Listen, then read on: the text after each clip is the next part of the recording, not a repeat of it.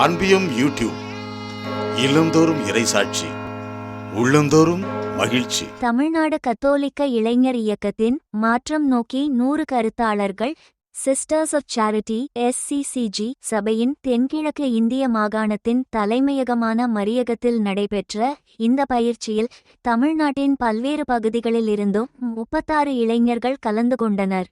தமிழ்நாடு கத்தோலிக்க இளைஞர் இயக்கத்தின் முன்னெடுப்பான மாற்றம் நோக்கி 100 கருத்தாளர்கள் என்கிற இளைஞர்களை கருத்தாளர்களாக உருவாக்கும் திட்டத்தின் 2வது நேரடி அமர்வு அக்டோபர் 11, 12 சனி ஞாயிறு ஆகிய கிழமைகளில் நடைபெற்றது. சிஸ்டர்ஸ் ஆஃப் சேரிட்டி SCCG சபையின் தென்கிழக்கு இந்திய மாகாணத்தின் தலைமையகமான மரியகத்தில் நடைபெற்ற இந்த பயிற்சியில் தமிழ்நாட்டின் பல்வேறு பகுதிகளில் இருந்தும் 36 இளைஞர்கள் கலந்து கொண்டனர். தமிழ்நாடு ஆயர் பேரவையின் இளைஞர் பணிக்குழுவின் ஒரு அங்கமாக தமிழ்நாடு கத்தோலிக்க இளைஞர் இயக்கம் விளங்குகிறது. இந்த இயக்கத்தின் கருத்தாளர் குழு இளைஞர்களை அரசியல்படுத்தி சிறந்த கருத்தாளர்களாக உருவாக்கும் நோக்கத்துடன் மாற்றம் நோக்கி 100 கருத்தாளர்கள் என்ற தலைப்பில் பயிற்சிகள் வழங்கி வருகிறனர். ஒவ்வொரு மாத தொடக்கத்திலும் இந்த பயிற்சியின் 2வது நேரடி அமர்வு இணைய வழியில் நடைபெறும். முதல் நாளில் தமிழ்நாடு கத்தோலிக்க இளைஞர் இயக்கத்தின் Tamil Nadu Catholic youth movement TCYM இலக்கு பாடலான பொது இலக்கு கனவெடுத்து எனும் பாடலுடன் தொடக்க நிகழ்வுகள் நடைபெற்றன. பிறகு இயக்கத்தின் இயக்குனரான பணி கும எடிசன் அவர்கள் இந்த 2 நாள் அமர்வுகளுக்கான நோக்கவுரை வழங்கினார்.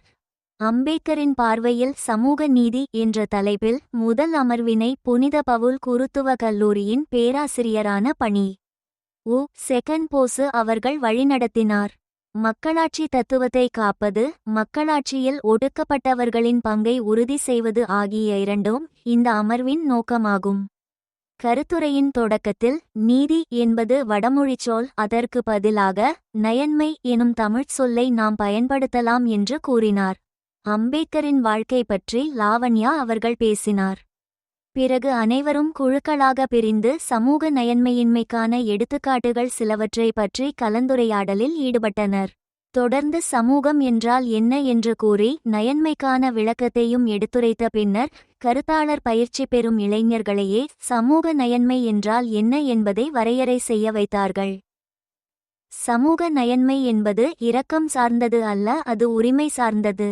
மேலும் இது தனி மனிதனின் பொறுப்பல்ல, அரசின் கடமை என்று பணி செகண்ட் அவர்கள் கூறினர். பிறகு அம்பேத்கரின் பார்வையில் சமூக நயன்மை, அரசியல், சமூக, பொருளாதார நயன்மை பற்றி கருத்துரை வழங்கப்பட்டது.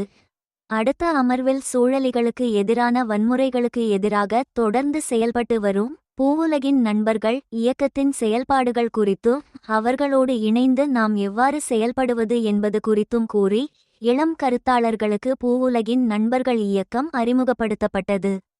பிறகு இளைஞர் பணிக்குழுவின் மாத இதழான துடிப்பு பற்றிய விமர்சனத்தை இளம் கருத்தாளர்கள் எழுதி சமர்ப்பித்தனர். இந்த அன்பியம் யூடியூப் சேனலை நீங்கள் ஷேர் பண்ணுங்க, சப்ஸ்கிரைப் பண்ணுங்க, லைக் பண்ணுங்க. Wish you all the best.